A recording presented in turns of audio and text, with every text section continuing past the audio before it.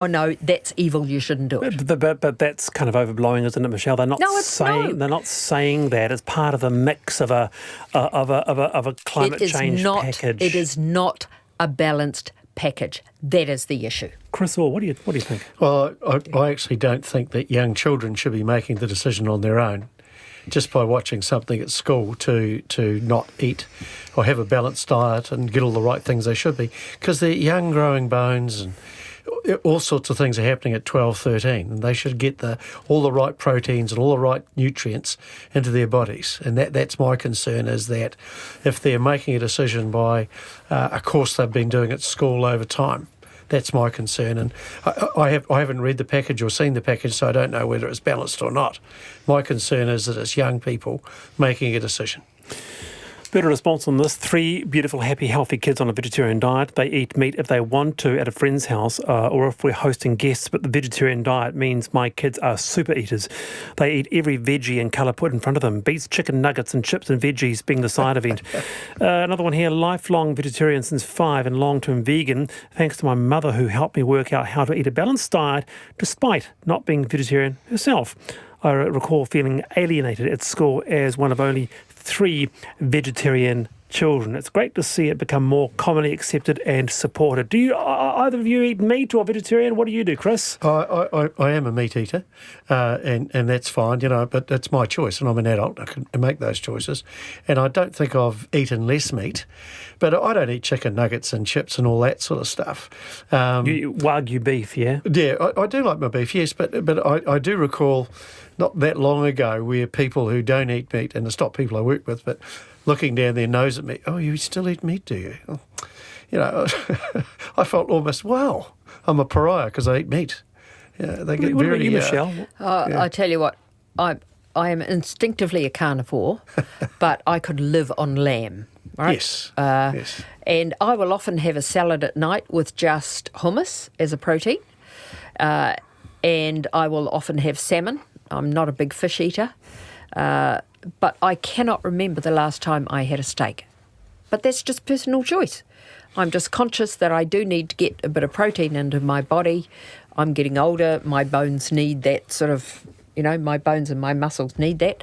But I just don't think it's, as Chris said, it's the role of an education system to insert what could be negative about getting kids to eat a little less meat in the modern day? By painting meat as undesirable, just what Nikki said. Oh, it's bad for the environment. Well, that is a political statement. Right? So, and kids are very impressionable. And... meat is political. Well, when you talk about it like that and say meat's bad for the environment, I mean, look at the way the Greens talk about it. Cows are evil. They want to get rid of all cows. No, let's not exaggerate. They don't say that. It is... you clearly need to read what they say. But everybody's blaming the dairy farmers for all the pollution. That's not true. That's right. Beat up, because our urban water is as bad as rural water, and guess what? We got no cows in the city. Well. What a panel, Michelle Bode and Chris. To end. Hey, you gave me the last word. I was going to have one more inspirational teacher quote, but anyway. Hey, Chris, Michelle, thank you very much for being on the panel. It's been a pleasure. I'm Wallace Chapman. See you tomorrow, 3:45. Till then.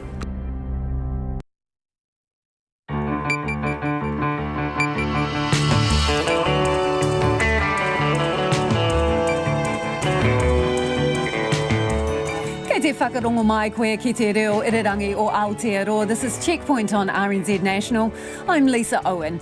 E Hariaki nei, a massive chunk of tree drops from a digger, squashes a ute and narrowly avoids crushing the driver. Why didn't WorkSafe investigate? Stumped? Well, so is the woman who suffered broken ribs and concussion in the accident.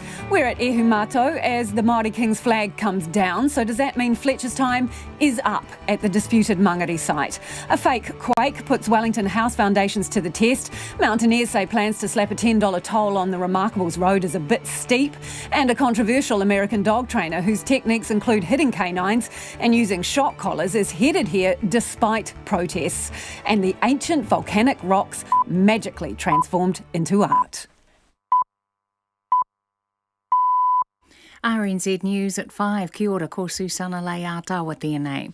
A woman who was almost killed when a huge tree stump was dropped onto her truck is furious WorkSafe won't investigate. Pamela Coleman was driving to her home near Motueka in the Tasman district when a digger operator dropped the stump from a bank above the road. Mrs Coleman suffered fractured ribs and concussion. About a month later, when she contacted WorkSafe, she discovered it closed the file about the accident 2 days after it happened. Mrs Coleman says WorkSafe has never discussed it with her. If accidents like this going to happen and they're not going to investigate, it's a real worry. Getting you home safe is what they say. It's just not happening. Well, it didn't happen in my case anyway. And I don't know if there's any other cases out there that have been sort of washed over. I'm not sure. WorkSafe says it has visited the digger operator and was happy about his health and safety practices. The Māori King is frustrated it is taking so long for the land dispute at Ihumātao to be resolved. Kingi Tuheitia visited the site in South Auckland today to pull down the Kingitanga flag, which he said last year would only come down once there was a resolution. A spokesperson for the King says a deal hasn't been finalised, but the King is confident it is close. Ruku Moana Schaffhausen says the King is unhappy a settlement still hasn't been reached. There's been a lot of frustration on behalf of the King for the delays that have occurred. But again, our objective was to represent the views of mana whenua, to have the whenua returned. And we are confident that that message has been heard. A resolution is expected to be announced before Waitangi Day. A medical expert says a meeting at the World Health Organization tonight will shed more light on what to do with the deadly coronavirus originated from China. The virus, which spread from the Chinese city of Wuhan, has infected almost 300 people, with 6 deaths. The virus has spread to Thailand, Japan, South Korea, Taiwan and the United States. A medical epidemiologist at the University of Otago, Michael Baker, says it could be more dangerous than people think. There is currently no passenger screening at the New Zealand border for the Wuhan virus. A couple who cycled from Dunedin to Parliament towing a coffin to demand more PHARMAC funding had their arrival overshadowed by an encounter with security. Julian and Camilla Cox cycled 1,300 kilometres over 18 days, collecting signatures for a petition calling for PHARMAC's budget to be doubled. The pair and some supporters tried to carry the coffin up to Parliament's main steps. Parliament security stopped them, saying they were allowed to go only to the lower steps. Mrs Cox says the incident reflects the government's priorities. Families are dying, our families are being torn apart, and we have small-minded people bickering over 50 metres on public space. I'm furious and I'm disgusted and I'm disappointed with our politicians, with our representatives. Camilla Cox's daughter has cystic fibrosis but can't freely access new medicines funded in some other countries. Animal activists want an American dog trainer banned from entering New Zealand to run a seminar using what are called abusive training techniques. More than 8,500 people have signed the petition asking the Ministry for Primary Industries to stop the Auckland event by Jeff Gellman. The petition organiser, dog behaviourist Kelly McFarlane, says his techniques, which include shock and prong collars and forceful hitting dogs on the head, she says that is abusive. It's 3.5 minutes past 5. The Black Caps bowler Tim Southee says the falling out between him and the coach Gary Stead is over.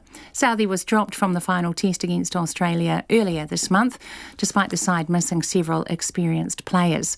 Southee and Stead were seen remonstrating ahead of the match, but Tim Southee says the matter is behind them and he'll return to the fray against India in all 3 formats over the next 6 weeks, starting with the first of 5 T20s in Auckland on Friday. You're going to agree to disagree, and it's just the nature of sport. It's disappointing. You gutted every time you're left out, and it's an absolute dream to play for New Zealand, and every time you do miss out, it hurts. But as I say, you've got to respect the decisions and try and help out. The Black Caps bowler Tim Southee. The Silver Ferns mid-quarter Gina Crampton says they'll try to starve Jamaica's star shooter Janelle Fowler of possession at the Nations Cup in Birmingham early tomorrow morning. The World Cup Silver Ferns outclassed the hosts in their opening game on Monday. Fowler, who is nearly 2 metres tall, is Jamaica's biggest threat, and Crampton says cutting off her supply is crucial. Obviously, Janelle's a huge target for them in the back there, and we're going to sort of have to try and stop the ball before it even gets close to her, because it's pretty hard for our defenders there one-on-one against her. Gina Crampton. The All Black lock, Patrick Tuipolotu, has been named as captain of the Blues for the Super Rugby season. He was co-captain last year. That's the news.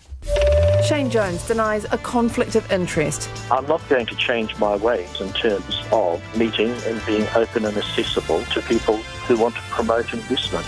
Health experts on high alert for coronavirus. I think we should be very worried about it, and what we're seeing is very much a SARS-type scenario. And 11 new Māori district court judges are announced. Ko oho te wairua Platypus te manawa. I mean, it lifted my spirits and made my heart break. Stories as they happen. Morning Report, weekdays from 6, on air and online. Now the short forecast from Met Service to midnight tomorrow for Northland, partly cloudy. Auckland to Waitomo, including Coromandel, Bay of Plenty and Taupo. Partly cloudy with possible light drizzle about the west coast. Gisborne to Wairarapa, mainly fine. Taranaki to Wellington, including Taumaranui and Taihape. Partly cloudy. Scattered showers developing tomorrow, mainly about the ranges. For Bulla, partly cloudy, scattered rain tomorrow, late morning and afternoon. Nelson and Marlborough, mainly fine, but isolated showers in Marlborough tomorrow afternoon. Canterbury, cloudy at times, scattered showers developing about the foothills from around midday tomorrow. Westland and Fiordland, scattered rain developing in Fiordland this afternoon, spreading to Westland overnight. Rain clearing tomorrow, but isolated showers remaining in Westland. For Southland and Otago, scattered showers, clearing tomorrow morning and becoming mainly fine. Isolated showers tomorrow afternoon in North Otago. Chatham Islands, mostly cloudy, drizzle developing tomorrow evening. RNZ National, it's 6.5 minutes past 5. Thanks, Susanna, and thanks for joining us. This is Checkpoint and I'm Lisa Owen. Let's start this evening with a Tasman woman who came within inches of being killed after a digger dropped a massive tree stump onto her truck. Now, she's outraged that WorkSafe won't investigate the accident. Pamela Coleman was heading home when the stump, which was roughly the same size as her double cab ute, rolled onto her from the banks above the road. The digger operator described the incident as a near miss, and WorkSafe closed the case without even contacting Mrs. Coleman. Our cameraman Nick Monroe and in-depth reporter Max Toll filed this report. Pamela Coleman was heading home to her farm near Motueka when she drove round a bend and got the shock of her life. I just saw this enormous tree. It looked like it just fell out of the sky. It just came hurtling down and I thought that was it. It was the end of my life.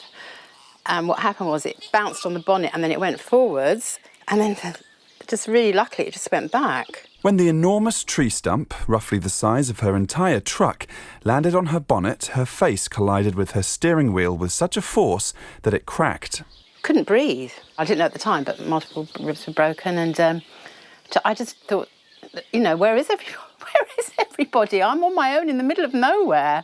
Every in-breath was just so painful, I couldn't breathe. I had glass in my knees and they were all bleeding and my head was all smashed.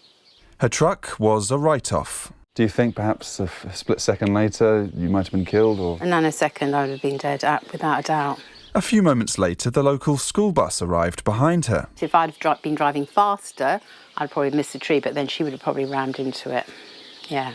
The stump had been accidentally dropped by a digger operator working on a private property on the banks above the road. I couldn't lie down because it was too painful, so I had to sleep sitting up downstairs, so I couldn't do the stairs or anything for about 2 weeks. I literally had to sit up with those aeroplane nose on my neck, and then I couldn't sleep because I kept having nightmares. If I drive around a corner or a bend, I still get a little bit anxious because you just don't know what's around that corner.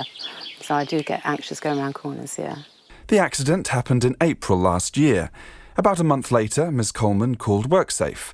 She discovered the digger operator had sent WorkSafe an incident report saying Ms. Coleman only had minor scrapes and bruises, while giving no description of the size of the stump.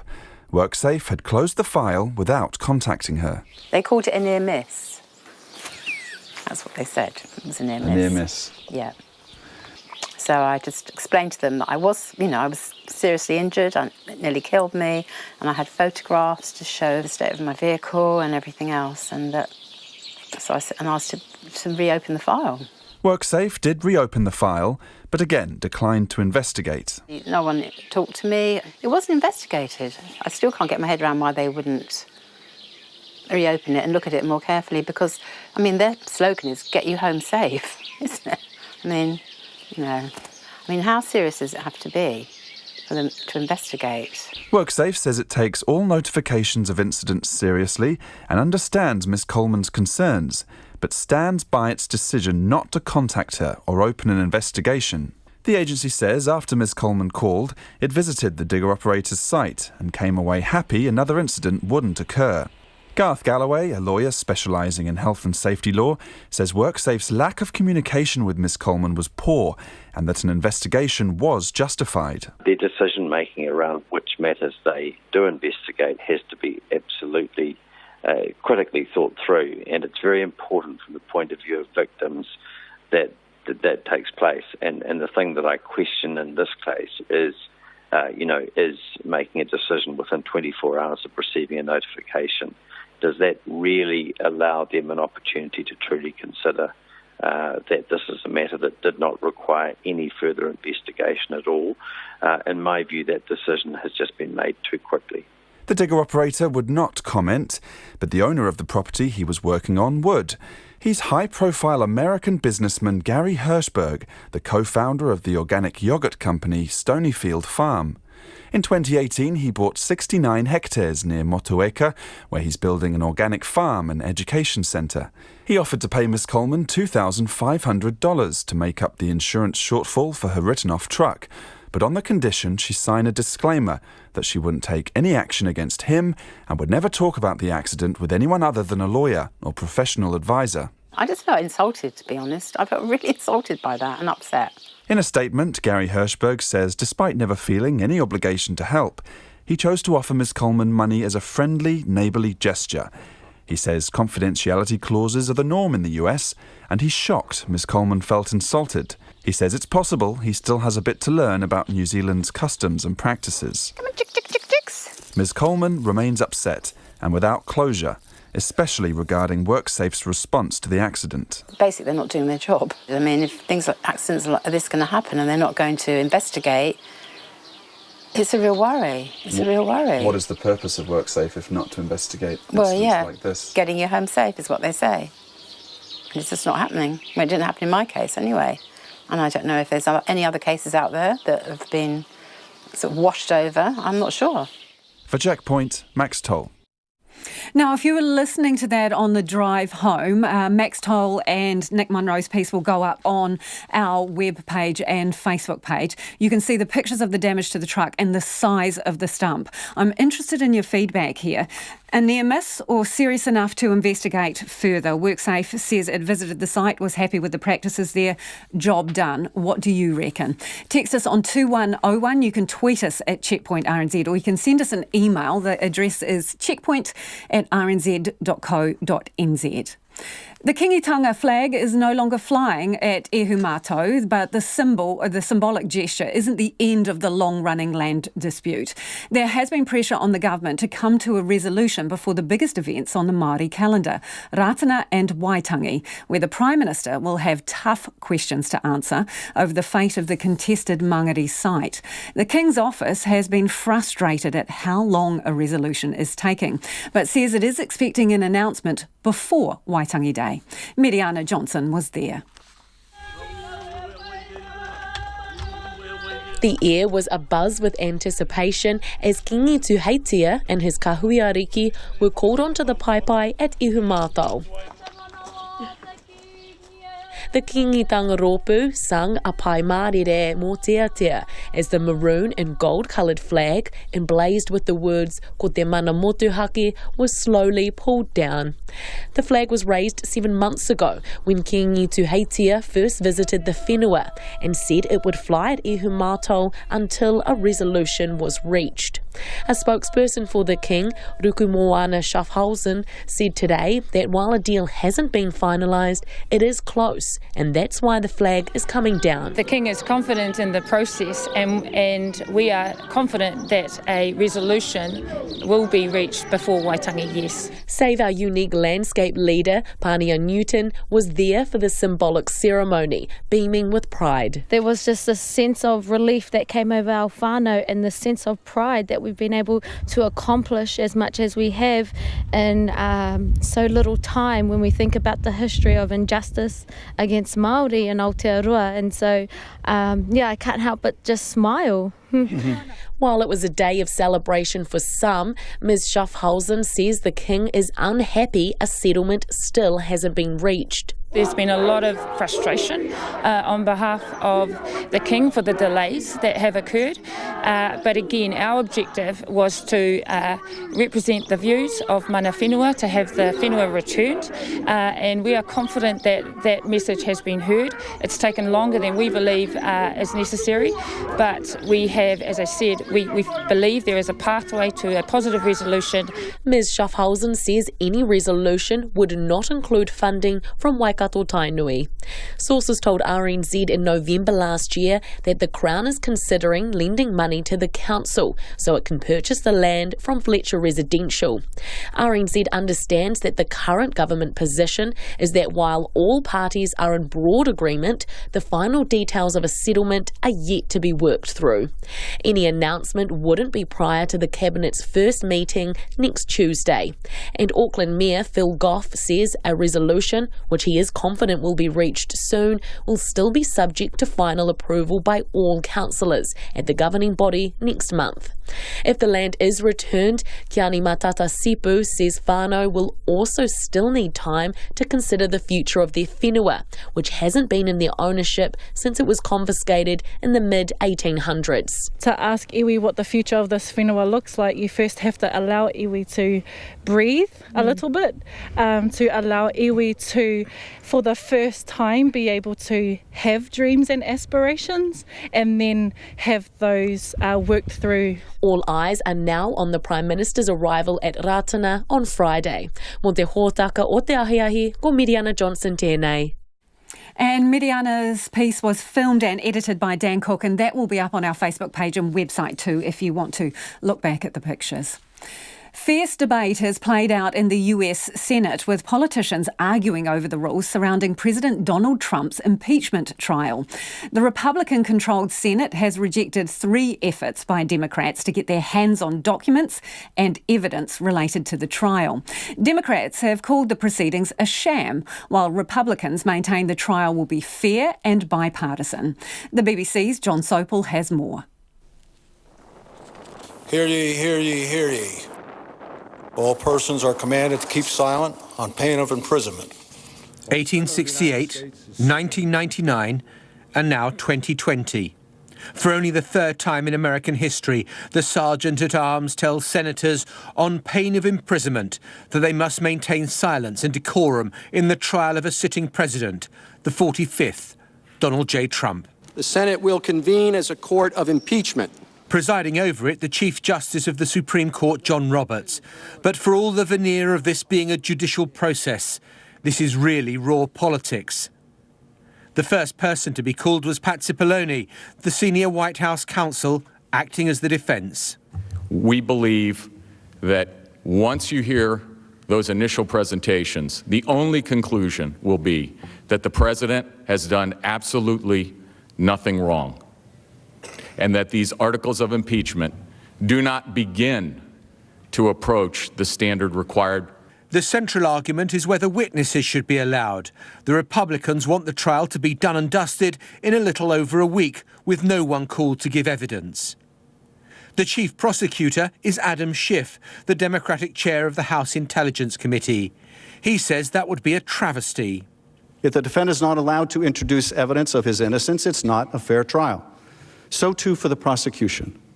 If the House cannot call witnesses or introduce documents and evidence, it's not a fair trial. It's not really a trial at all. Donald Trump may be in his mountain eyrie with the global elite, but he's keeping an eagle eye on what's happening in Washington. That whole thing is a hoax. It goes nowhere because nothing happened. The only thing we've done is a great job. We have the strongest country in the world by far. It was going in the wrong direction. We have the greatest economy we've ever had in the history of our country. The trial will go on for at least a week, with each side given 3 days to present their case. Then there'll be questioning. All of this will be conducted with the strictest rules of behaviour. But on the cable news networks, it's playing out 24/7. And here it's mixed martial arts, with seemingly no rules. This fight for public opinion is just as important as Donald Trump eyes re-election later on this year. And that was John Sopel reporting. And President Donald Trump is well away from the Senate impeachment proceedings. He's making waves about climate change at the World Economic Forum in the Swiss ski resort of Davos. Environmental concerns are at the top of the agenda at the annual summit of the world's political and business leaders. The BBC's James Robbins reports. Getting away from it all? Donald Trump has flown over 4,000 miles from Washington to the alpine heights of Davos, hoping to look more like a president on the world stage, less like a defendant back home. He's treading carefully on all the ice and snow. Any fall here would look terrible. But will this gathering of the World Economic Forum, 5,000 feet up in Switzerland, give an embattled president the high ground he craves? Even without impeachment, he's way out of step with the main goal of this meeting, to do much more to tackle global temperature rise. But to embrace the possibilities of tomorrow, we must reject the perennial prophets of doom and their predictions of the apocalypse. They are the heirs of yesterday's foolish fortune tellers, and I have them, and you have them, and we all have them. And they want to see us do badly, but we don't let that happen. Being here today in Switzerland and not in Washington, the president may feel that he's among friends, surrounded by more than 100 fellow billionaires.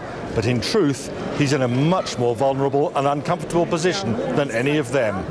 I'm a very big believer in the environment. We right now are doing extremely well in the United States. But what I want is the cleanest water, the cleanest air, and that's what we're going to have, and that's what we have right now. So who are the world's biggest polluters? The US is the second largest producer of CO2, accounting for nearly 15% of global emissions. But China is responsible for almost double that. The next biggest emitters of carbon dioxide are India, Russia and Japan, which produce another 15% of emissions between them. Britain accounts for 1.1% of the total. One of Donald Trump's fiercest critics is also here in Davos. Greta Thunberg, Swedish teenage climate activist, wants to hold everyone to account on behalf of her generation, accusing governments worldwide of empty promises. The fact that the USA is leaving the Paris Accord seems to outrage and worry everyone, and it should. But the fact that we are all about to fail the commitments you signed up for in the Paris Agreement doesn't seem to bother the people in power even the least. President Trump will be using the rest of his time in Davos to focus on one-to-one meetings with other world leaders. He'll be discussing everything from trade disputes to the huge tensions of the Middle East. But the long shadow of events in Washington still seems to reach here to Switzerland. James Robbins reporting. It is 23 after 5 and you're with Checkpoint on RNZ National. We're always keen for your feedback, so do get in touch about anything you hear on the program this evening. You can text us on 2101, you can tweet us at Checkpoint RNZ or send us an email, checkpoint@rnz.co.nz. An outbreak specialist says New Zealand needs to be thinking hard about its toolkit to tackle the deadly coronavirus that has so far taken 6 lives. More than 400 people have been infected across major cities in China, as the World Health Organization is set to decide whether the SARS-like outbreak constitutes an international health emergency. Chen Liu reports. If you have any symptoms, especially if you have got travel history to Wuhan, then please go and seek medical attention and be honest and open with your doctors. Tell them of your travel history. That's Gabriel Liang, the chair of public health medicine at Hong Kong University. The region, as well as Australia, Singapore, Japan and multiple cities in the United States, has stepped up screening of the air passengers from Wuhan, a Chinese city where the illness started. There are currently no travel restrictions or any passenger screening at the New Zealand border. But Auckland Airport encourages travellers with any symptoms resembling respiratory illness to seek medical attention and share their travel history with their healthcare provider. Michael Baker, a professor of public health at the University of Otago, says the coronavirus can be dangerous. It's ticked several of the boxes already in terms of putting people in hospital and killing some people, and also high levels of person-to-person transmission. It's already affected some healthcare workers, which is what was a big problem with SARS. He says more information about the virus is expected in the coming days. I think we're really in that critical phase of trying to see what the outbreak is doing in China, and it's starting to look like a pandemic because it's starting to infect people outside China, and obviously there's this huge movement of people across borders with China to many countries. Mr. Baker says the meeting at the World Health Organization is going to give public health directions to countries at risk. We need obviously to take this precautionary approach that until we have full information about this virus, I think we need to be starting to think very hard about what precautions we need in New Zealand, and I think we've got a bit of a lead from Australia and the US now and starting to look at measures at borders. He says thermal screening doesn't work very well, and risk-based screening targeting flights arriving from China would be more efficient. Dr. Helen Pertussis-Harris, a vaccinologist at the University of Auckland, agrees there is nothing much to do at this stage other than wait and see. But she says we should be worried because it has been evolving quickly. A lot of countries are cooperating very quickly, so it's been less than a month since China reported the first cases to the World Health Organization, and within a week they had the entire genome of this virus made available to researchers all over the world. The Ministry of Health encourages travellers to New Zealand who become sick within a month of their arrival to seek medical advice. It says it has asked DHBs to ensure copies of the health advice card are available at international points of entry. For Checkpoint, this is Chen Liu. Let's head to the South Island now, where a major ski operator plans to install a barrier and charge people to access the popular road to the remarkable ski area near Queenstown during summer. NZ Ski, which maintains the Remarkables Road, will charge motorists $10 from early next month until the ski season starts. That's prompted fierce criticism from mountaineers who say it will be an obstacle for locals and visitors who want to soak up the views of the Remarkables. Ananzaki filed this report. NZ Ski is staunchly defending its decision to slap a $10 toll on the Remarkables Road, despite opposition from mountain users. Chief Executive Paul Anderson says the company has spent about $20 million on the road over the past 30 years. He says the company, which last year announced it would spend $35 million upgrading Coronet Peak and the Remarkables, need to cover the $350,000 a year needed to maintain the road. He says the $10 fee is fair. Well, at the moment, the costs of maintaining the road are met only by our ski resort guests and concessionaires. Obviously, our ski resort guests pay for the road through their ski tickets in winter, and we thought those who are using the road in summer, they're not contributing to the upkeep of the road. While it's the first time NZ Ski has put in a toll on a route to its ski fields, it says there was a toll on the Remarkables Road until the mid-1990s when Mount Cook operated it. The New Zealand Alpine Club is totally opposed to any toll on the road, which can have up to 200 users a day during summer, saying it would be a major obstacle for users. Its General Manager Karen Leacock believes locals who are already facing high costs of living in Queenstown will suffer. Especially with families, this is a wonderful area to be able to take children and young people up for quite a wilderness experience. We're aware that families have a lot of barriers and a lot of pressures, and we just feel like this is just one more barrier that's being put in front of them. Federated Mountain Club's President Jan Finlayson agrees and believes summer user numbers will almost certainly drop. It also puts, I think, to introduce such a toll would introduce a real chill on the way we see our outdoors in that part of the world. You know, it turns a place of freedom into a place of economic focus. But Paul Anderson says it shouldn't affect locals because he believes most have ski passes and pass holders will receive 2 free of charge passes during summer. Yeah, well, it was a tough decision. However, like I say, in the interest of fairness, and we're trying to keep costs as evenly spread across everyone so that one group's not having to cross-subsidise another group. Jan Finlayson says she has proposed using the International Visitor Levy, but Mr Anderson says the Ministry for Business, Innovation and Employment has indicated NZ Ski wouldn't receive funding. He says the ministry told the company private roads aren't the type of projects that qualify for visitor levy funding.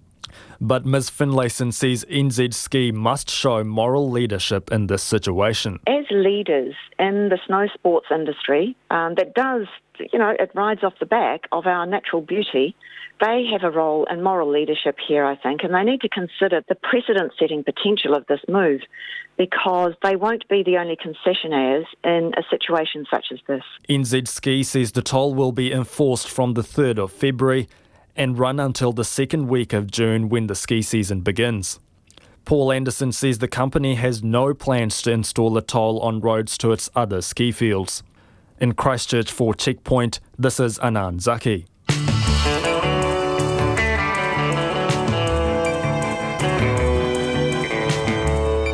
Coming up on Checkpoint on RNZ National, concerns of PHARMAC funding protest led by 2 cyclists towing a coffin is buried on Parliament's bottom steps. A controversial dog trainer is headed our way despite calls for him to be banned. And we look at the creations coming together at this year's Stone Sculpture Symposium in New Plymouth. Get in touch with us about anything you've heard on the programme so far. What do you reckon about $10 to get up the road to the Remarkables? Let us know what you think. Text us 2101, tweet us at Checkpoint RNZ, or email checkpoint@rnz.co.nz. Let's go now to Susanna with the headlines. A woman who was almost killed when a huge tree stump was dropped onto her truck is furious WorkSafe won't investigate. Pamela Coleman was driving to her home near Motueka when a digger operator dropped the stump from a bank above the road. Mrs Coleman suffered fractured ribs and concussion. Checkpoint has learned that a month later, when she contacted WorkSafe, she discovered it closed the file 2 days after the accident. The Māori king is unhappy a settlement still hasn't been reached over the land dispute at Ihumatao. Kingi Tuheitia visited the site in South Auckland today to take down the Kingitanga flag, which he said last year would only come down once there was a resolution. A spokesperson for the king says a deal hasn't been finalised, but he is confident it is close. A medical epidemiologist at the University of Otago says the deadly coronavirus could be more dangerous than people think. Michael Baker says a meeting at the World Health Organization tonight will shed more light on what to do with the virus that spread from Chinese city of Wuhan. The virus has spread to Thailand, Japan, South Korea, Taiwan and the United States, infecting 300 people and killing 3. A couple who cycled from Dunedin to Parliament towing a coffin in a bid for more PHARMAC funding had their arrival overshadowed by a brush with security. On the way, Julian and Camilla Cox collected signatures for a petition calling for PHARMAC's budget to be doubled. The pair and some supporters were stopped from carrying the coffin up the Parliament's main steps, and Mrs Cox is questioning the government's priorities. Animal activists want an American dog trainer banned from entering New Zealand to run a seminar using what are called abusive training techniques. More than 8,500 people have signed the petition asking the Ministry for Primary Industries to stop the Auckland event by Jeff Gulman. Dog behaviourist Kelly McFarlane says his techniques include shock and prong collars and forcefully hitting dogs on the head. Those are the latest news headlines from RNZ National. Our next news and weather update is at 6. Thanks, Susanna. If you're just joining us, this is Checkpoint and I'm Lisa Owen. It's time now for the business news with Nona Peltier. Hi, Nona. Now, we've heard earlier in the show about this virus, which is coming from Wuhan province. Can you tell us what kind of impacts it's having on the travel industry? Well, there is some concern because the SARS virus, which is somewhat related to this particular type of virus, when it was at its height, it started in 2002 and 2003 at the height of that virus, which killed a number of people. The inbound travel, tourism from Asia to New Zealand was it dropped by about a third. That's significant. And so if that happens, could be a downturn for our tourism industry. And so that's, we saw that, first of all, in the United States, we saw a bit of a downturn. Yesterday, we saw some weakness there. That was when it first arose. And then today, we are seeing a bit more weakness again because the market's a bit concerned. Not exactly sure what it really means because this virus is new. It's not very well, we heard that they still don't know really how big it is, but it could be big because when SARS happened, that was a virus that started also in China. When that one hit, the Chinese economy was, significantly smaller than it is today. So now China being such a large economy, there could be a very big impact from this virus if it really takes hold and proves to be as ferocious as SARS was back in its day. Okay, let's move on to this retirement company, MetLife Care. Now, some of the big institutional investors, you say, they're cashing up, taking their stake rather as profit rather than waiting for a potential takeover. So what does all that mean? Well, okay, so basically there is a takeover offer on the table right now for MetLife Care, and some of the big institutional investors have decided to take the money and run. They're thinking, hey, good, the offer price and the listed, the trading price are fairly similar. So they're thinking, hey, good opportunity for us just to take the cash and reinvest in companies that potentially have some growth in them. Because the market's running red hot. There's a lot of bargain hunting going on, people looking for those companies that potentially have some value in them. Because when you have a really toppy market, it's great to, profit take. Why wait? And so this is what's happening now. Some of the companies that supported the takeover offer have sold down their stakes. So that means that the private equity firm, it's a company called EQT Infrastructure, is going to have to work a little bit harder to win the day with shareholders because now there's a more diversified portfolio and some of those big investors have backed off. So they had basically 22% support from these larger institutional investors. Because of this sale, now they only have 10% that they can sort of count on for sure. So that's all it really means. It doesn't mean anything in terms of the takeover going ahead or not. It just means that the market is at a strange place at the moment in that it's really strong and it's hard to find those values. So if you can get your money out and then look at reinvesting, we're seeing some of that moving around, and especially that these types of movements are, really rebalancing of our portfolio and really literally taking the money and running. Hey, so yesterday we had the new record on the markets. What was it, 11,805 from memory? Yeah. Was it something like that? Well, it's certainly not that today. Yeah, so what's been going on? Well, we had another record close. Yes, indeed. 85 points up. That's a more than 0.2% up to 11,890. So 12,000 is certainly in our sights now. And you might wonder, why is it going up so much? Why. Because with all these, concerns internationally, you might think there'd be some jitters. But overnight, our dairy auction, the global dairy trade, returned some pretty strong growth, which has caused dairy forecasters to pick a higher price at the farm gate. And so the dairy companies did pretty well today and certainly back the strong gain that we're seeing in the market. And that's in contrast to some of those tourism stocks that have that exposure, including Air New Zealand, which was down 1.33%. Even Sky City has some exposure there with the high rollers, those Chinese gamblers that come visiting. They were 0.5% down. And Tourism Holdings, which is a bit more surprising, down 2.5%. But they also have exposure in the United States market as well as Australia. So Tourism Holdings looks like it's being affected, and yet really it's a camper van business. So the dollar, should we do a quick whip around? Yeah, now the dollar is quite interesting too. We're holding steady, which is kind of surprising because the Australian dollar really took a bit of a dive today. So we are at 65.9 US cents. So we were at 66 this morning. 96.3 Australian, so we've gained a little bit there, and 50.5 pence, which is quite strong too. Interestingly, we talked a little bit before this segment. So the pence is holding at that level, but it's partly because their labor market is going a lot stronger than expectations, which means that it's less likely to see an interest rate hike, rather. Let's see, which was it? One way or the other. Yeah, interest rate cut. So because of that, the Kiwi's doing pretty well. The labor market in Britain is doing pretty good, but the Kiwi somehow seems to be defying gravity, certainly because Australia did fall down to a low at 68 cents against the US dollar. So that's not a whole lot different from where the Kiwi is. Interesting day on the markets and about. Lots of highs and lows there from Nona Peltier. And the Greens want the government to take a tougher line on firing cargo into space, or so-called payloads, for foreign interests ahead of Rocket Lab's launch for an American military agency in charge of US intelligence satellites. The launch window for the mission, Birds of a Feather, is scheduled for January 31st, lifting off from Launch Complex 1 on Mahia Peninsula. Past missions have been for other US agencies, including NASA, the Air Force and Special Operations Command.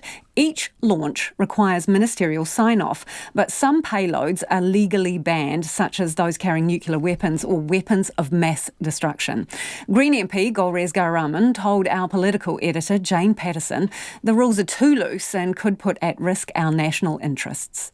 And in particular right now, in the context of what's come up, we are concerned that New Zealand make decisions like this as an independent, principled voice and consider in that context whether or not our allies that we're sharing information with are going to use that information in armed conflict contexts, which we would not otherwise support. There is legislation setting out pretty clear guidelines about payloads in reference to, for example, nuclear or weapons of mass destruction and anything that goes against government policy. Do you not think that's strong enough? Those are guidelines, and of course, where we talk about surveillance domestically, there's much higher standards and there's judicial oversight that then surveillance bodies, the police, for example, would have to show they've complied with. There isn't that kind of oversight in the international sphere, and our national interest is sort of primarily what politicians and decision makers take account of. When we think about the way that information is being shared and used, and in this context, there is good evidence to suggest that, for example, the US president, who has said that he intends to target various Iranian targets if he needs to, that include cultural and civilian sites, and that those would constitute war crimes. Our position is that New Zealand's interests should be taken into account with reference to things like international peace and security. What are the risks to New Zealand's specific interests by carrying out these kind of activities that are in effect commercial activities? Yeah, they are commercial activities, and the short term, and we would say possibly short-sighted approach would be to say, commercial interests, especially when we're dealing with our sort of traditional allies, win. But there is also a risk to New Zealand's harming our reputation as an independent, principled international actor. So would you like to see the legislation then change to specifically prohibit certain activities or certain payloads? Yeah, the legislation needs to lay out in much more detail our obligations in terms of international rule of law, but also in terms of privacy concerns and in terms of things like international criminal and humanitarian law. We have signed up to those laws, and they're not sufficiently reflected in the legislation, and there isn't sufficient oversight of political decisions that fall under that legislation. Golriz Garaman speaking to Jane Patterson there. A spokesperson for the space agency based at MB, Peter Crabtree, says there's rigorous approval processes that the NRO launch has passed. He says the payload is classified because of the nature of the data being collected, so the government could not comment on its intended end use. But Dr Crabtree says there's a deep and long-standing security relationship between the US and New Zealand and a high level of trust between the two countries. Right, to Auckland now, just a quick traffic update. Auckland commuters could be facing some delays because traffic is apparently backed up on the northwestern motorway following a crash. That motorway is closed between the Hobsonville Road interchange and the Brigham Creek roundabout, and traffic is being diverted at Westgate. A controversial American dog trainer says he's still coming to New Zealand to run a seminar despite a petition against his entry to the country. Dog behaviourists and trainers don't want Jeff Gellman to attend an event. They want it called off because they believe his techniques breach the Animal Welfare Code.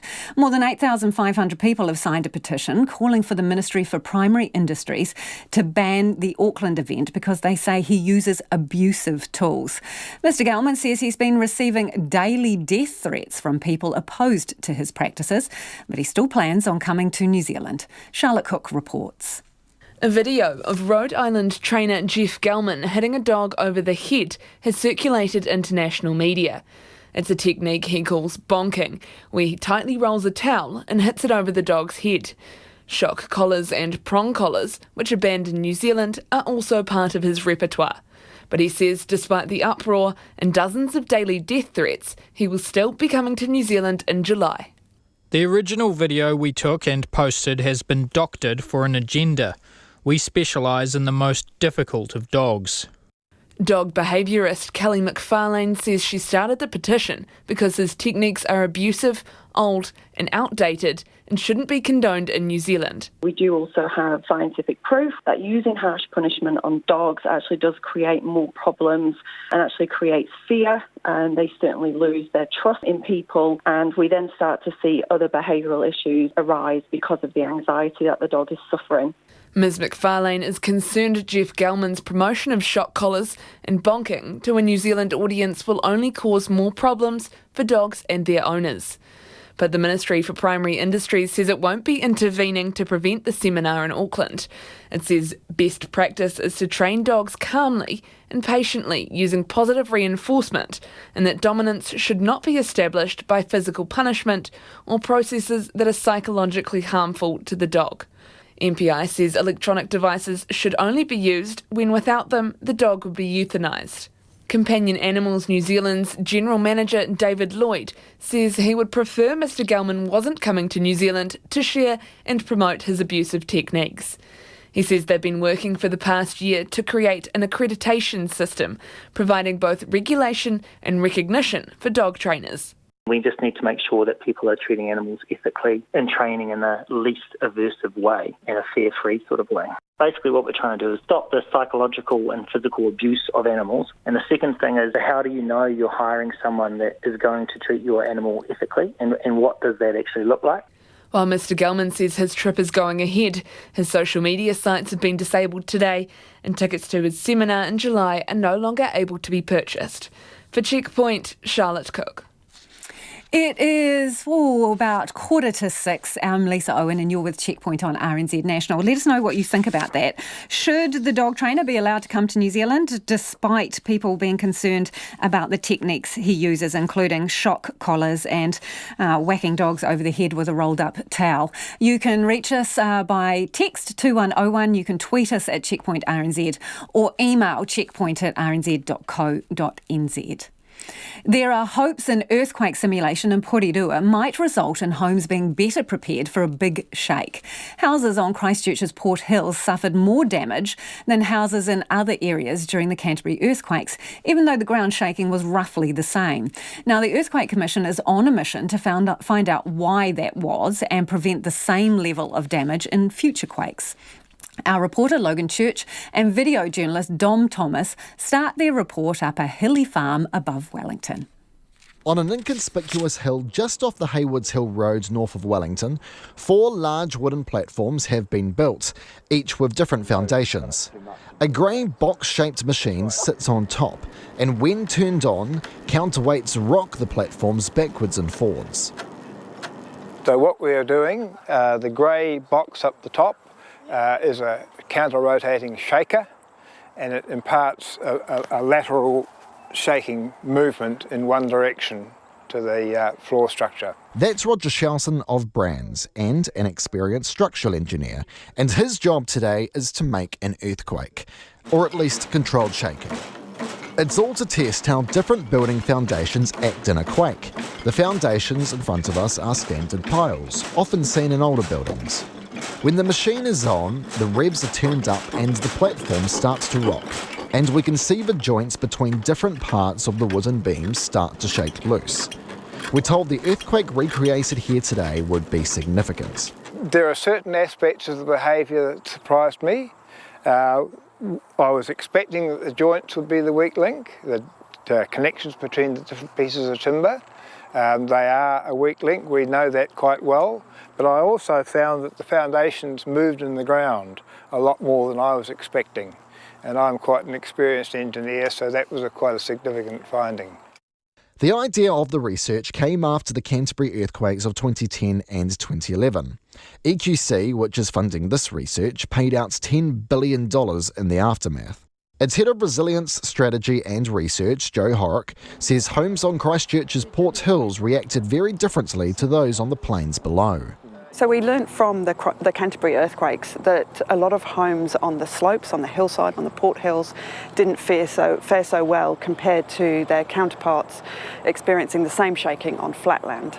So we wanted to look in this a little bit deeper and find out why they failed, how and what we can do about it in the future. And that research is something Roger Shelson says is particularly relevant to the Wellington region. As we need solutions that the homeowner can get a builder to do very easily, cost effectively, and there's an incentive for them to do it. This testing will continue while the weather permits. Then Brands will take the data it's collected and come up with ways existing foundations can be retrofitted to make them stronger. As we have a lot of hills in Wellington, and we have a lot of this type of house in Wellington, and we need to assess how well they behave and, if possible, improve them, because we need to keep New Zealanders in their houses after an earthquake. We need them to be habitable so they can stay there rather than having to go somewhere else. That's vitally important. While EQC's Joe Horrock says she hopes this research might result in changes to building rules.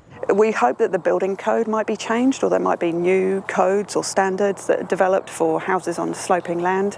We certainly hope that the building industry and the construction industry will build to a higher standard. The building code is a minimum life safety requirement. We would like builders to build to a higher standard so that there's less damage in earthquakes and other events. Events that EQC hopes this research will enable homeowners to be a little more ready for. In Wellington for Checkpoint, Logan Church. And if you were catching that story while you're in the car or listening to the radio, Logan Church and Don Thomas's piece will go up on our Facebook page and also our website, and you can see the way those buildings are moving. Australia's Platypus is facing challenging times after a 3-year drought, bushfires, land clearing, dam construction and climate change. It comes as conservation groups release footage of dead platypus that had died in drying riverbeds. Libby Hogan reports. While the world has focused on koalas badly burned and killed in the Australian bushfires, one elusive mammal, the duck-billed platypus with webbed feet, is fighting for its existence. Australia has experienced prolonged drought, raging fires, and factors such as land clearing, dam construction and climate change have provided challenging conditions for Australia's wildlife. Marine wildlife expert Richard Kingsford says it's a warning for protection efforts to be stepped up. I'm not that pessimistic. I reckon, this is just a wake-up call. I think I'm really hopeful that governments and communities will get behind this and say, look, it's our responsibility. This is one of the most important species in the world. It's iconic, it's an egg-laying mammal, and we cannot even think about losing it. Conservationists and rescuers have found some dead platypus in streams and rivers after the fires in recent months. Conservation group Aussie Ark has gathered video footage showing platypuses stranded and dying as their habitats dry out. The country has been ravaged by bushfires that have raised an area the size of a third of Germany since September. The platypus joins koalas and rock wallabies also threatened by Australia's wildfires, which are deemed an ecological disaster. And that's Libby Hogan reporting. Tons of ancient volcanic rock are being transformed into works of fine art on New Plymouth's coastal walkway. 27 artists, including 3 from overseas, have set up camp on the popular walkway as part of the biennial Te Kupenga International Stone Sculpture Symposium. Our Taranaki Whanganui reporter Robin Martin went along to take a look. Established 18 years ago, Te Kupenga aims to foster Taranaki's reputation as a centre of excellence for the stone sculpture art form. The event starts with the artists, each of whom have had to apply to take part, getting a few minutes to choose 2 andesite boulders to work on, each weighing about a tonne. Co-organiser Michelle Parker says the quality of Taranaki andesite lies at the heart of Te Kupenga. It's originally from the mountain, and it's made its way over thousands of years down to the awa, the rivers. Some carvers let the stone dictate to them. They talk to the stone, and the stones talk back. Other carvers like me are a bit more sort of methodical and geometric. Everything's measured, things are blocked out initially, and then the form starts to come from there. Ms Parker says her own piece is architectural in nature. I've used the basis of a spiral for my idea, where I've cored through the middle. I have found that the stone's really soft, so I've had to adapt my plan a couple of times, which is why I've got 2 spirals running through it, and decided that I'll still put the holes through to make use of the light. Australian Silvio Aponi took his inspiration from nature. I've found a piece of brownish chocolate-coloured andesite when I was given free rein for 10 minutes to choose a rock. And that's made the 2 Maui dolphins. And then I found another greenish coloured rock, which is the one that I'm working on now. And I'm carving a seal chasing a kahawai. Wow. The kahawai's got about that much chance. Mr Aponi said he was aware of the Maui dolphin's plight and could visualise its form. I've got a filing cabinet of, I don't know how many thousand different creatures in my head, and whatever I'm going to do, I just pull out that filing cabinet drawer and take out what they look like, and then stitch it together and make whatever suits that particular rock. Thames artist Jocelyn Pratt has been attending the symposium since it began. She likes to find beauty in the mundane. This is actually a stylised piece of a shin bone. When you feed the dog a little shin bone as a treat, and these the little slides of the shin bones are so many different shapes, and really exciting. I think they're really beautiful. So this is stylised for that. And because it's such a beautiful black stone, I actually really wanted a contrast. So I spent about 7 hours with a little ball making all this texture, and then I've painted silver for a bit of bling. Ms Pratt says one of the best things about the symposium is being able to share ideas. So for a symposium for me is actually working and learning from other people. So enjoying, I guess, and being inspired by other people's creativity, and just also the energy and the buzz of so many sculptors, 25 sculptors working together. Opunaki artist Chauncey Flay has created one of the more unusual pieces. My sculpture is a 2.5 metre high stack of 15 geometrically cut stones, which all come from one deconstructed stone. Mr Flay says it's a commentary on the nature of time. The age of stones makes our existence seem really insignificant, and my own sort of mortality in the context of the lifespan of these stones sort of puts everything into perspective. So I break the stone into small pieces and reconstruct it kind of as a mark-making process on that stone, but reconstructing it into a new form which will then continue on. Mr Flay admits he's had some interesting reactions to the work, especially from children who wonder how it remains upright.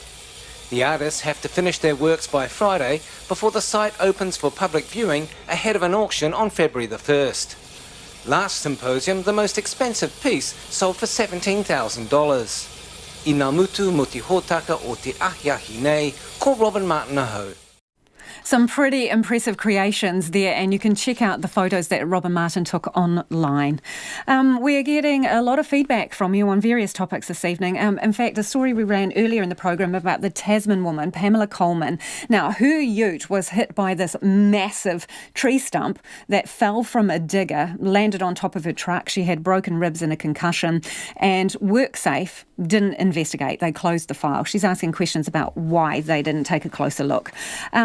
A lot of you have been in touch about that. Sue says, my husband managed a deer farm 4 years ago in Canterbury. 2 bales of baleage fell from a trailer, pinning his legs. They broke and he was left with permanent mobility problems. He was never interviewed by WorkSafe, Sue says. His employer was a big gun and claimed to have sorted it with WorkSafe. Nothing, despite repeated inquiries, has come of this accident. Another person has got in touch to say there is no way that a tree stump falling from a digger onto a car is a near miss. A near miss means that there was no injury or, by inference, property damage. The fact that the driver of the utility required medical treatments means it wasn't a near miss. The contractor's job safety assessment should have identified the risk of the stump rolling onto the road, and this should have been mitigated by a traffic management plan to stop traffic passing when the stump was being moved. WorkSafe do not seem to have just discharged responsibilities at all well in this case. Another person has got in touch to say, as far as I know, WorkSafe are significantly understaffed relative to their workload of complaints, which they would be under pressure to reduce. I do recommend you go online and look at the pictures of the ute there, the damage done and the size of that tree stump. Some of you getting in touch about Ehumato. The Kingitanga has lowered the King's flag there. And people say still no solution, though. RNZ News at 6. Ngā mihi nui ko Susana Leata with tēnei. A lawyer says WorkSafe acted too quickly in closing its file on an accident in which a giant tree stump was dropped onto a woman's truck. Pamela Coleman was driving to her home near Motueka when a digger operator working above the road dropped this stump. She later discovered WorkSafe closed the file on the accident 2 days later and without talking to her. A lawyer specialising in health and safety, Garth Galloway, says an investigation should have been carried out. Is making a decision within 24 hours of receiving a notification. Does that really allow them an opportunity to truly consider that this is a matter that did not require any further investigation at all? In my view, that decision has just been made too quickly. WorkSafe says it was happy about the digger operator's health and safety practices. A vaccinologist says not much can be done in New Zealand now other than wait and see amid the spread of a deadly new coronavirus. The virus, which spread from the Chinese city of Wuhan, has infected almost 300 people with 6 deaths. Cases have been reported in Thailand, Japan, South Korea, Taiwan and the United States. Dr. Helen Patusis-Harris from the University of Auckland says the fast evolvement is worrying.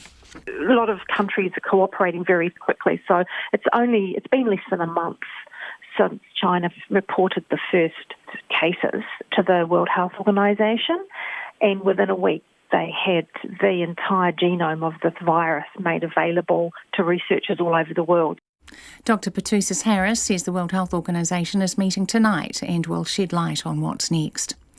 Some Republicans are likely to vote with Democrats during the US president's impeachment trial to protect themselves. Arguments between the two sides over rules have dominated the first day of Donald Trump's trial in the US Senate. The Senate Majority Leader has also backed off a plan to fast-track the hearings under pressure from fellow Republicans. And the BBC's John Sopel says some Republicans may vote with the Democrats to allow a more open process in the lead-up to this year's election. There are Republicans who are facing re-election in November 2020 who are in vulnerable states, who feel that they've got the Democrats breathing down their neck, and they think that if they vote for something that appears to be a whitewash with no witnesses called, that will be weaponized by the Democrats and cause them much discomfort.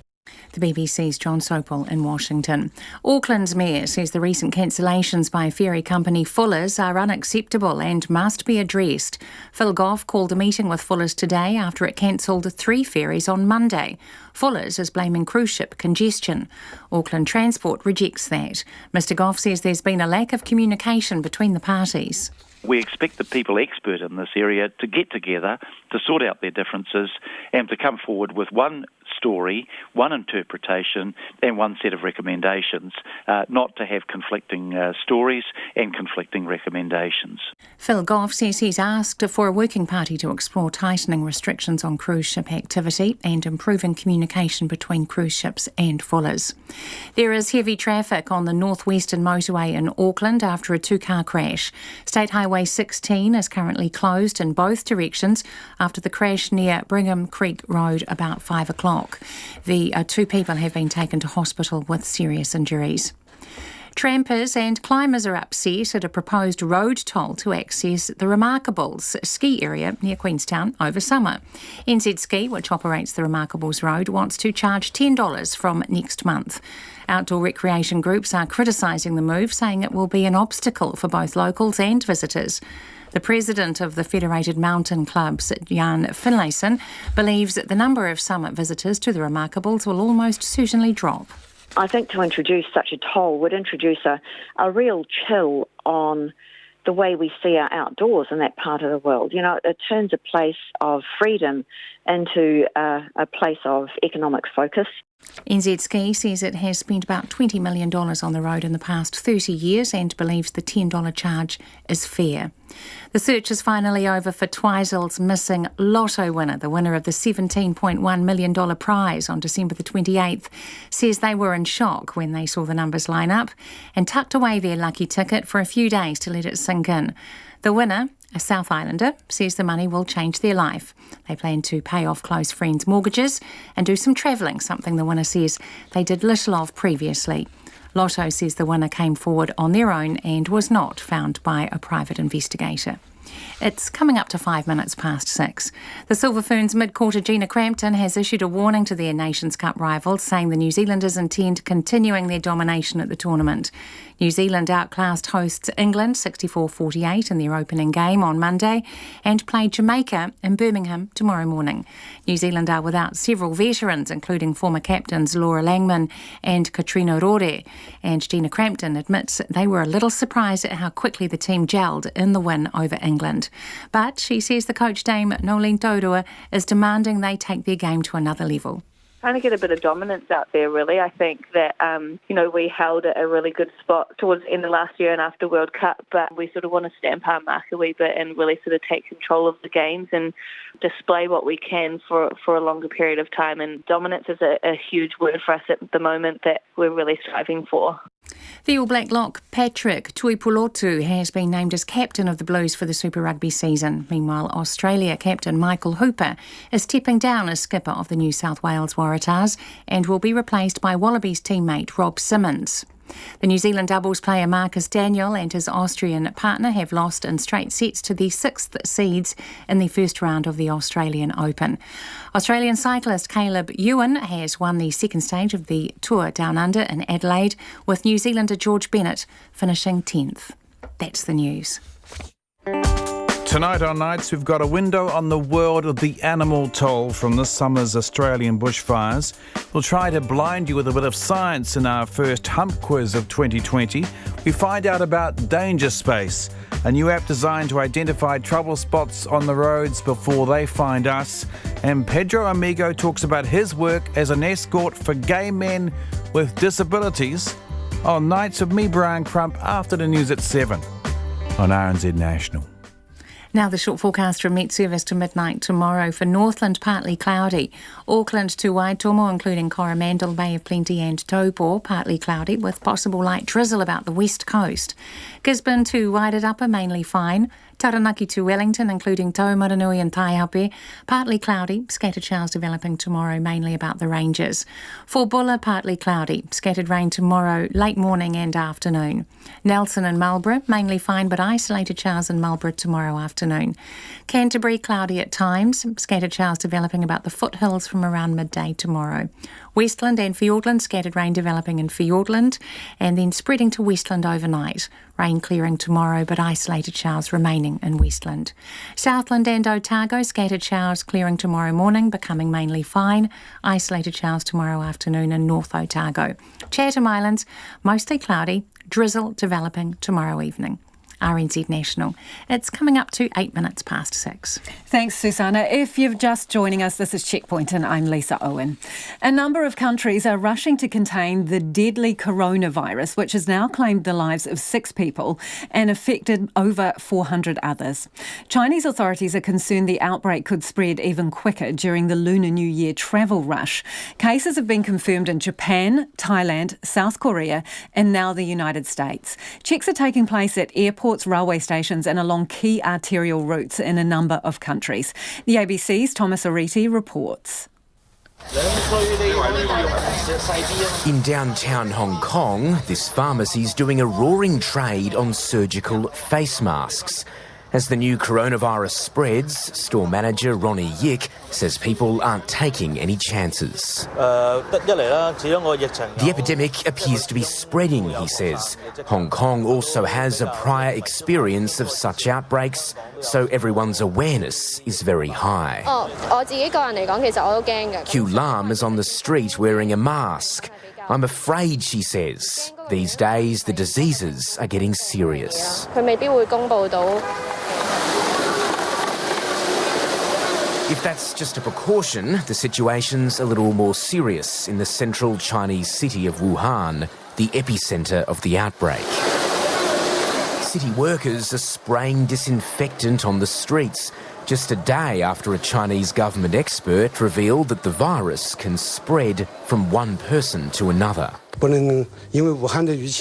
The mayor of Wuhan, Zhao Jingwang, says the city can't put pressure on other parts of China. People who are outside should not come to Wuhan, he says, and citizens should not leave the city if there are no special reasons. But they have been. As health officials in Sydney prepare to meet a flight from Wuhan tomorrow, the virus is spreading, most recently to the United States. A traveller from Wuhan has been diagnosed with the virus in Seattle, and authorities in the US now say they expect to see more cases. It comes as the World Health Organization prepares to hold an emergency meeting later today to determine if it needs to declare an international public health emergency. Spokesman Tarek Jasarevic. Based on current information, an animal source seems the most likely primary source of this outbreak, with limited human-to-human transmission occurring between close contacts. Based on previous experience with respiratory illnesses, and in particular with other coronavirus outbreaks, and our analysis of data shared by China, human-to-human transmission is occurring. As the death toll rises to 6, the Chinese government says it's ready to work with the international community to tackle the epidemic and safeguard global health security. In the meantime, scientists are trying to find out as much as they can about the virus. And German researchers have developed the first diagnostic test for it, which involves the quick collection of a throat or cough swab. Dr. Christian Dorsten is a virologist in Berlin. Well, you have to consider that we're in the middle of the flu season, right? So all across the northern hemisphere, we have a load of patients with influenza and other related infections. They all look the same. So what we need is a decision. We need to know, yes or no, whether the novel virus is present. The rapid test has now been distributed to about 120 labs around the world. Thomas Oriti reporting, and some of your feedback on that. Carol's got in touch to ask, why can't we just stop flights in and out of this place? Symptoms don't appear for a week or two, so no matter what screening happens at airports, this won't stop it spreading. People travelling is the answer, stopping them travel. She says all flights from Wuhan, perhaps they should be cancelled. Our public health system should be proactive at this time and not wait until it's too late, says Carol. Thanks for getting in touch. A couple's epic tandem cycle from Dunedin to Parliament to call for increased PHARMAC funding has been marred at the final hurdle with a confrontation with Parliament security. Julian and Camilla Cox cycled the 1,300 kilometres towing a coffin behind them, collecting signatures for a petition urging the Health Minister to conduct external reform of PHARMAC and double its budget. But as they tried to lay the coffin on the main steps of Parliament, they were stopped by security and told that they had to move to the lower steps. While they complied, Ms Cox described their actions as disgusting, disrespectful and small-minded. Political reporter Yvette McCullough was there. A welcoming party as Julian and Camilla Cox arrived outside Parliament grounds, with the coffin trailing behind. Oh, look, it's wonderful, but in a slightly sad way, because these people are here because, they know someone who's affected or they're affected themselves. And we've been meeting people across the country who are having to self-fund medications. The couple's daughter, Rachel, has cystic fibrosis, but cannot freely access new life-saving medicines, which are being funded in countries like Australia and Britain. And after a gruelling 18-day journey, Mr Cox has a strong message for the government. I'm going to try and say this in a way that's not rude, but get your act together. Just unacceptable for this to carry on. It's a no-brainer. Everyone we talk to virtually says it's a no-brainer. Are you listening? Recently, PHARMAC approved funding for 3 new cancer medicines, as well as treatment for multiple sclerosis. Mr Cox says while that's good, it's not good enough. The coffin, inscribed with messages such as "Not another give a little page" and "They were us too," was draped in the New Zealand flag and carried up to the steps of Parliament in a mock funeral procession. But the solemn mood was interrupted. Hello everyone, welcome to Parliament. You guys need to be down below the steps there. There was confusion about where the group had permission to lay the coffin. Rather than the main steps of Parliament, they were forced to go to the lower steps. But even then, security tried to force the issue that the coffin should be at the bottom of the steps, not the top. I just sit there. No, down by the statue. I just sit there. So you can't even give this little tiny bit of respect. We don't make the rules. I don't care. Get the speaker out of here. Get Trevor out of here. Yeah, I think that's silly. So this is showing respect to our cause, and we're not harming you or anybody else. Security quickly let this go, but Mrs Cox says the incident is telling of the government's priorities. We have cycled 1,300 miles to make a change for our child and for all the people we have met on our long journey. To arrive here and to have people bickering about 50 metres. Our families are dying, our families are being torn apart. And we have small-minded people bickering over 50 metres on public space. I'm furious and I'm disgusted and I'm disappointed with our politicians, with our representatives. Health Minister David Clark has acknowledged the determination Mr and Mrs Cox demonstrated with their journey. In a statement, he said the government has put more money into PHARMAC, increasing the budget for medicines to more than $1 billion, with a further $20 million increase next year. He says PHARMAC is working to improve and streamline its decision-making processes, including increasing transparency where commercially possible, and the government has no plans for an external review. The petition now has around 30,000 signatures, and they're hoping to get 100,000 before handing it over later this year. From Parliament, for Checkpoint, Yvette McCullough.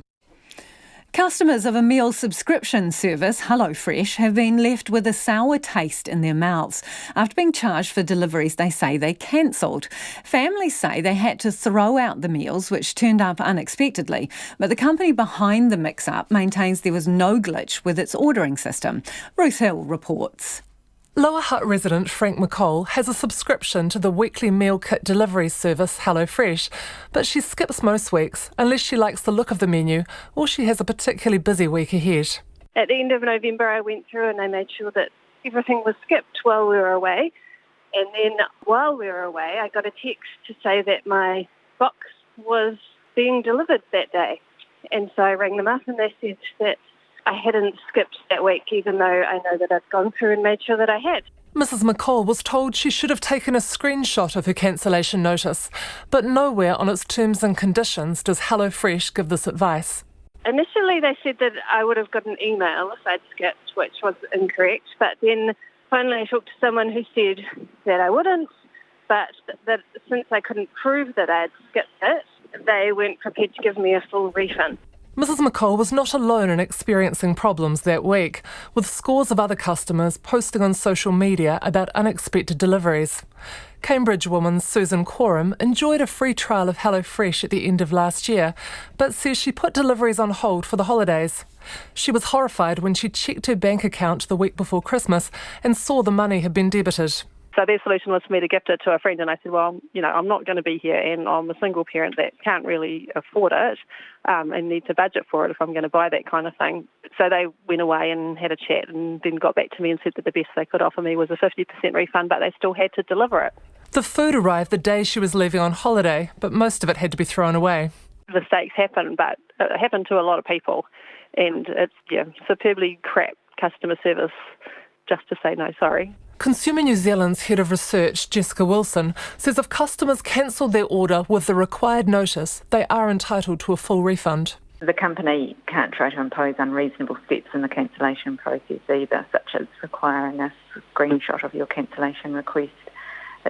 Where it offers online cancellation process or cancellation through an app, it really needs to ensure the system works to make sure customer requests do get through. The average cost of a HelloFresh kit for a family of 4 for 5 meals is around $180. In a written response to RNZ, HelloFresh says it can't find any glitch with its operating system. A spokesperson says due to human error, the usual email reminding people to select their preferred meals for the week was not sent out 1 week in December.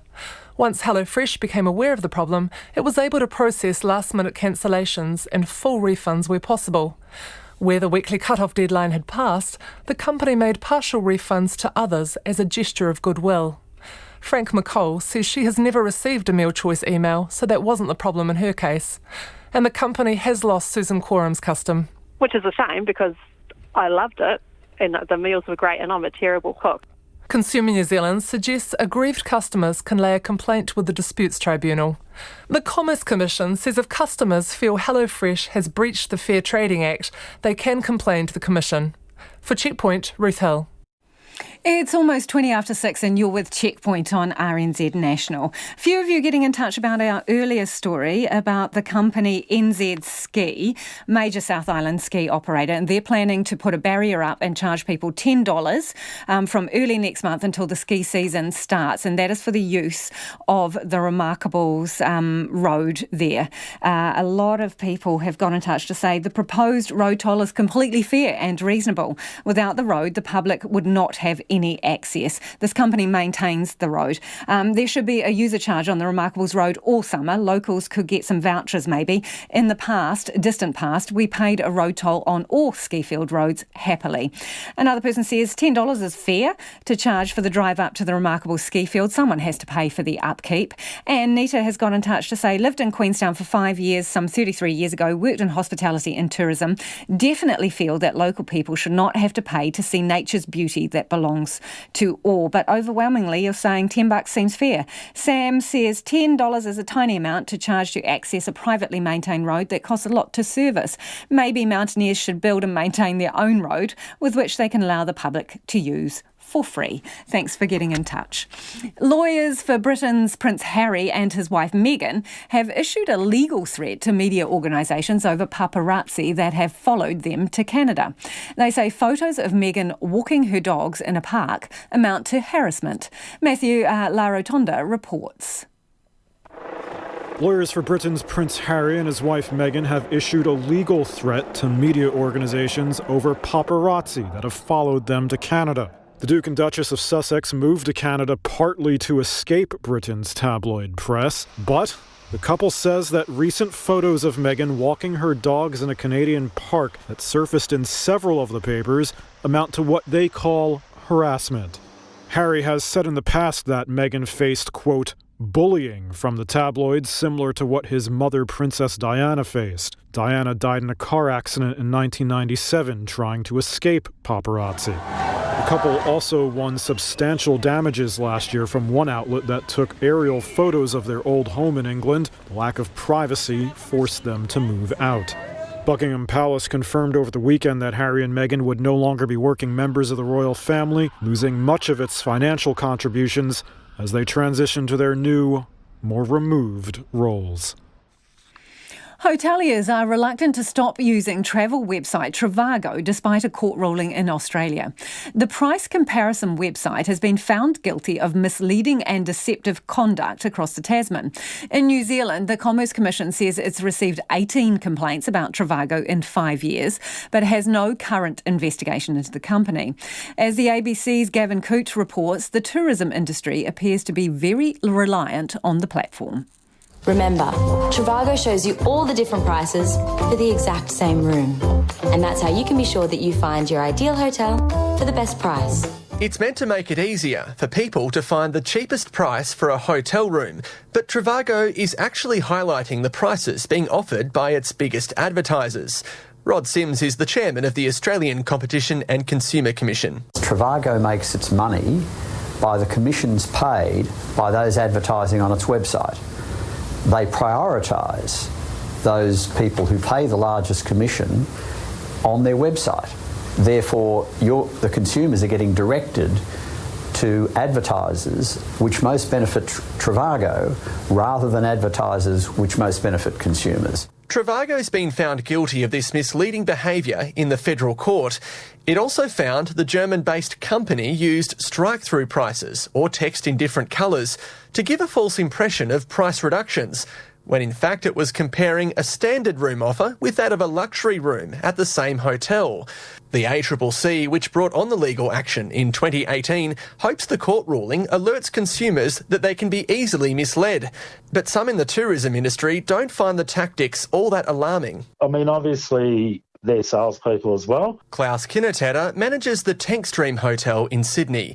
It's looked at ways of boosting direct bookings, but does rely heavily on the online booking and price comparison system. He sees it as a monster that the industry created and continues to feed. Look, a big part of our business is that anyone that has booked and stayed with us using one of the online travel agents, we create our own database and then we market those specials to there. And we've been quite successful in building that base, but it definitely is something that you need to stay focused on and work on day in, day out. Because as soon as you do let go and, what I say is feed the monster gets bigger. Laurel Grimley owns a luxury hotel and glamping business in Tasmania. She only takes bookings directly through her website, which she promotes through social media and search engine optimisation. So what we do is we research what the keywords are that people search for when they're looking for something like us, and then it's up to me to make sure that I optimise my websites and my information and things out there. Some tourism experts hope the ruling highlights other ways accommodation can be marketed overseas, including through industry bodies. But it really is limited. Ali Garrett is a digital tourism advisor and thinks it's unlikely the influence of platforms like Trivago will waver anytime soon. It's how to keep up with the Joneses, it's how to stay relevant, and a lot of times that's through utilising other bigger providers. Penalties are yet to be handed down by the federal court, but could potentially be millions of dollars. Trivago has been contacted for a response. Gavin Coote reporting. And back home, 4 helicopters are tackling a fire at Cape Reinga. Fire and Emergency says they were called just after 3 o'clock this afternoon. The fire is 4 acres in size. The Department of Conservation says Ngāti Kuri ambassadors discovered the fire and evacuated visitors from the car park. Access to Cape Reinga is closed at the moment. A Nigerian special effects expert is helping African amputees by making hyper-realistic dark skin prosthetics. He's hoping his work will tackle a loss of confidence from white or unrealistic-looking artificial limbs. Ninke Chile reports. Michael Sunday's new hand makes him feel complete. Wow, this is lovely. Wow, finally, I have my fingers back. Wow, amazing. The 22-year-old Nigerian lost his thumb and 2 fingers in a car accident a year ago, but is now the recipient of a hyper-realistic prosthetic. In a country where most artificial limbs have, until now, been white or made from an unrealistic-looking material, Michael's is dark in color, matching his skin tone. It has really helped me because I can go about my normal life without looking at my hand, without hiding my hands, or fear of discrimination or fear of pity. The lifelike prosthetic is the work of a former movie special effects expert, John Amanam. He developed an interest in prosthetics after a family member lost a limb in an accident. You rarely find people with black skin prostheses. So I want the blacks, I want Africans in particular, to have a feel, to be closer, to have these needs solved within Africa. And I want to reach out to blacks all over the world as well, so we can have these processes accessible and at an affordable rate. The prosthetics takes from 3 weeks to 2 months to create, and costs upwards of 40,000 naira or $111. Amanam has no formal prosthetic training, but studied sculpting as an art student and has now set up his company, Immortal Cosmetic Art. Mismatched skin tones, he says, makes people feel uncomfortable with their artificial limbs, and he wants to restore their confidence. And time for a little bit of your feedback before we head off this evening about Jeff Gellman. Now, this is the dog trainer, controversial dog trainer who uses shock collars and rolled up towels to whack dogs on the head during training. This person says, I do not think that dog trainer, who clearly does not follow the best practice in dog training, should be allowed to have a seminar in New Zealand. If he says that he deals with the most difficult dogs only, this surely is not an appropriate topic for general public. The other story we've had this evening, which is about this giant tree stump which fell on Pamela Coleman's car as she was heading home along the road. Now, the stump was dropped by a digger operator, crushed her double cab ute. She had concussion and broken ribs, but WorkSafe chose not to investigate.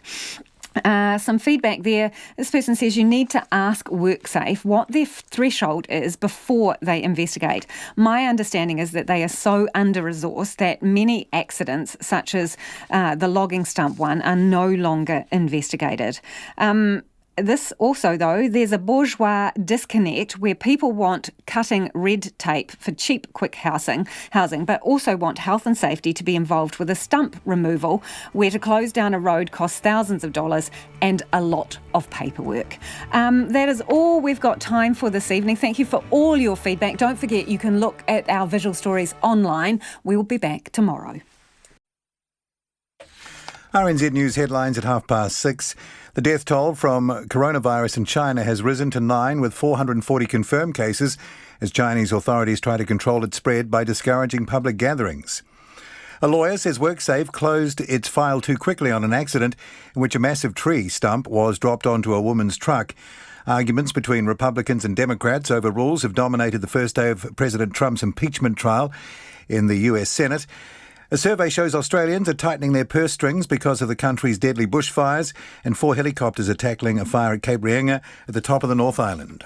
Take the pulse of the day's news every weeknight at 10. We have several direct flights from China to Auckland and to Christchurch, and of course others that pass from Wuhan very quickly through Australia to New Zealand. So we're not at all insulated from this event. Live with local, national and international stories